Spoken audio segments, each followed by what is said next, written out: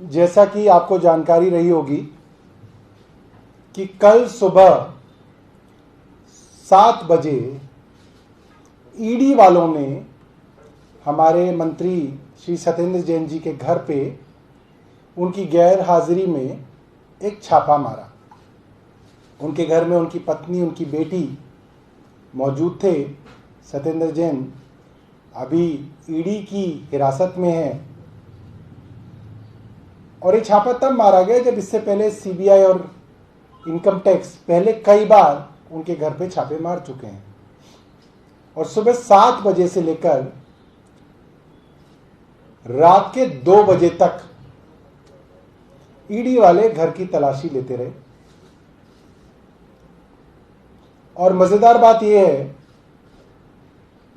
कि 2 बजे के बाद, अब दोपहर के 2 बजे और उसके बाद अब शाम हो गई, अभी तक ईडी वालों को यह बताने में बड़ी तकलीफ हो रही थी कि सत्येंद्र जैन साहब के घर पे आखिर मिला क्या। भाई छापेमारी में कुछ तो मिलेगा, या ईडी की रेड फेल हो गई। ये एक फेल्ड रेड थी। अब भाजपा वाले लोग इतने गजब के झूठे हैं, झूठ बोलने में इतनी मास्टरी है इनकी कि सत्येंद्र जैन के घर कुछ मिला नहीं, मगर अब इज्जत कैसे बचाई जाए। केंद्र सरकार की इज्जत दांव पे है, ईडी की दिक्कत इज्जत दांव पे है, वैसे ही अंतर्राष्ट्रीय स्तर पर इज्जत तार तार जो है भाजपा के प्रवक्ताओं ने कर रखी है। तो एक झूठी अफवाह फैलाई जा रही है कि पता नहीं कितना करोड़ रुपया मिल गया, सोने के सिक्के मिल गए। सत्येंद्र जैन के घर पे क्या मिला ये नहीं बता रहे और ये बताएंगे भी नहीं।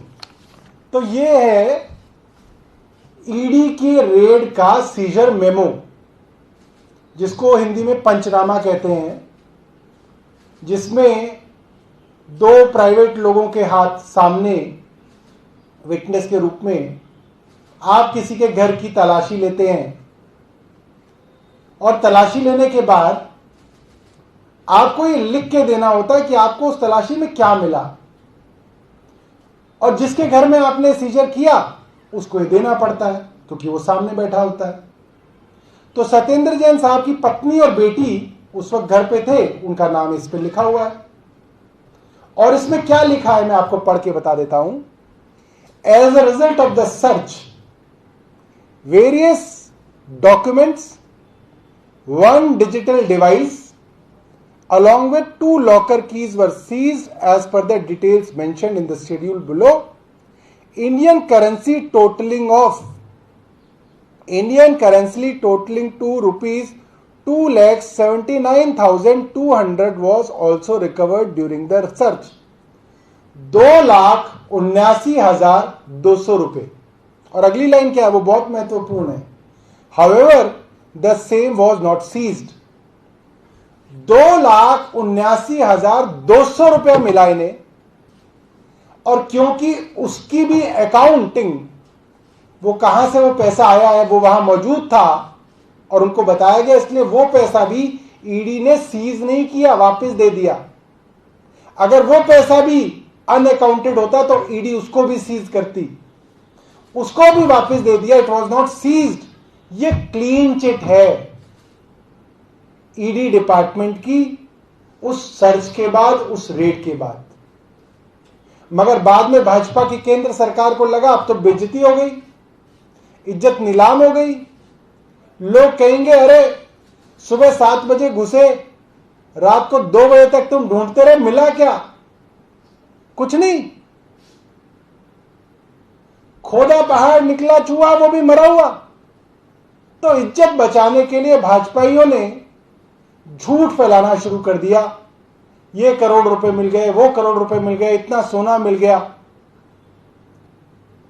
तो मैं आप लोगों से ये निवेदन करूंगा कि इस सर्च मेमो को, इस सीजर मेमो को आप लोग भी दिखाइएगा। मैं अभी इसको ट्विटर पे भी डालूंगा और सोशल मीडिया के दोस्तों से भी कहूंगा कि वे भी इसको जो है सोशल मीडिया पे शेयर करें। आपके पास कोई सवाल हो तो आप पूछ सकते हैं।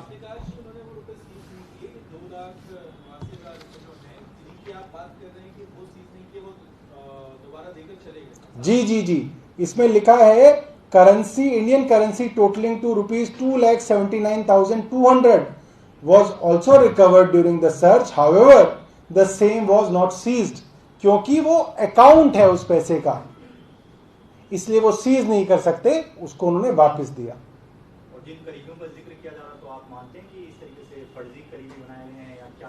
अब आप देखिए, किसी ज्वेलर के घर पे आप छापा मार दीजिए, उसके घर सोना ही मिलेगा। सुनार के घर क्या मिलेगा? सोना मिलेगा।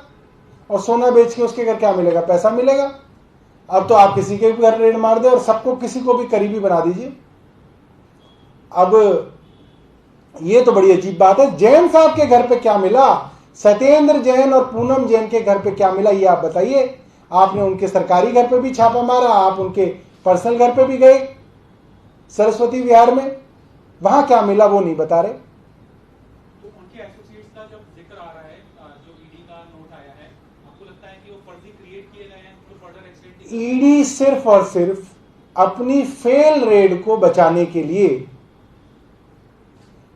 अलग अलग लोगों के नाम की संपत्ति और पैसे को इनके साथ जोड़ने की कोशिश कर रही है। वही जोड़ने की कोशिश वो कोर्ट में कर रही है। और कोई सवाल? इसमें आप लीगल एक्शन देख रहे हैं कुछ?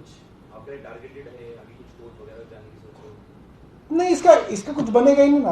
हमें कोर्ट में जाने की कोई जरूरत ही नहीं। इसको कोर्ट के अंदर इसकी कोई वैल्यू नहीं है। इनके स्पोक्स पर्सन चीख के जो भी बोले उसकी कोई वैल्यू नहीं है। वैल्यू इस कागज की है, सीजर मेमो की है, कि सत्येंद्र जैन साहब के घर पे क्या मिला, वो ये।